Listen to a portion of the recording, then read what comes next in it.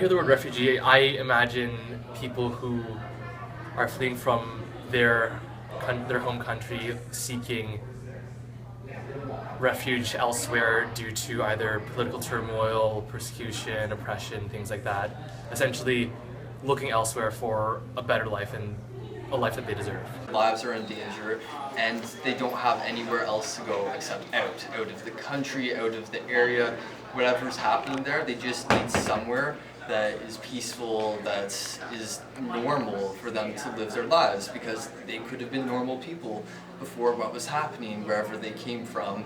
But now, because of the war, because of the conflict that has been affecting their lives so profoundly, they've needed to move, they've needed to relocate, and they just need somewhere normal so that they can be normal.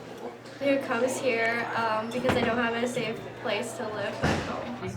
Refugees are just regular people, just like you and me, who are, I guess, weren't as lucky as us to be born in a very safe country, and they're escaping very dangerous conditions. Someone who is seeking refuge in another country because they're faced with violence in their own home country. You think someone from like a war-torn part of the world, often someone who is not white, does not speak English, and is poor often is like the stereotypical thing.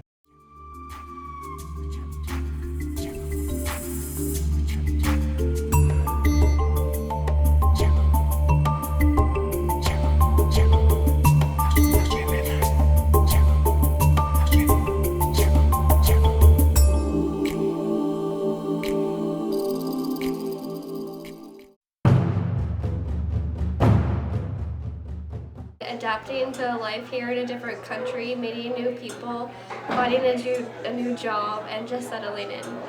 The language, not understanding the language when you came here for like education or access to services or anything like that. Maybe not speaking English as well as you can.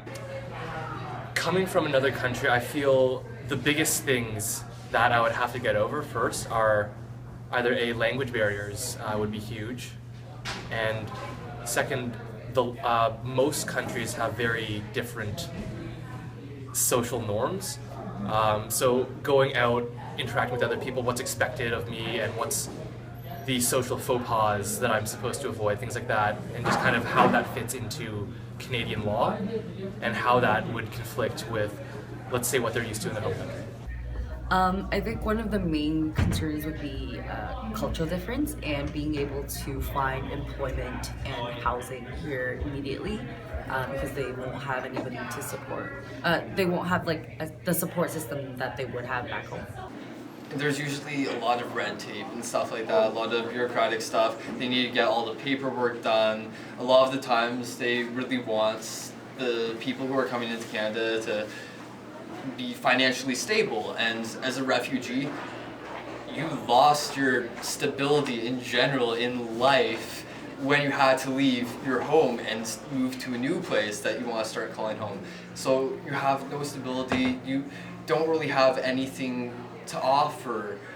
You could have things to offer, you could have past skills from where you were working before, what you were doing in the past place that you lived, but they may not apply to jobs that are available in Canada. So they may not have very much to offer except being willing to learn.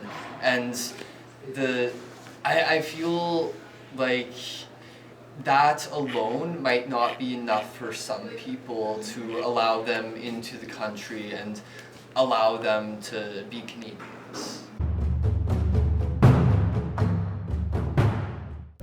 I have no idea, but I'm gonna guess it might be British Columbia, just because Vancouver, I've heard a lot about them taking in Syrian refugees.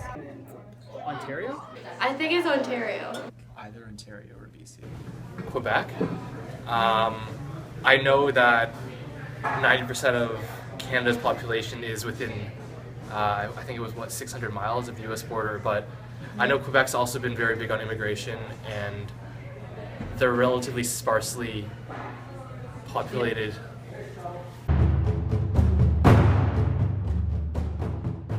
Toronto? Toronto? Okay, good. Toronto? I think it's Toronto. I think. London? Not London? No? Okay. Toronto? Yes. Okay. Larger. Okay. University at Huron. WUSC. Yes. Western University Student Council. Yes. That there isn't an R, so it doesn't have refugees in it. No. Crap.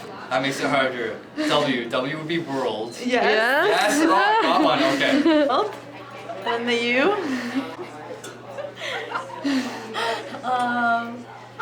United. It really helps integrate refugees into the city. Yes. So it stands for World University Service Canada. I imagine they would work with university age students or really just anyone from other countries looking for education options in Canada, universities, colleges, kind of partner with institutions elsewhere and kind of make connections that are able to make this happen. An organization that deals with any sort of international type of problems, whether it be things like refugees or other problems that are happening on an international level. I think they could probably be helping maybe university-aged refugees kind of get acclimated to, I guess, living in a whole new place. No.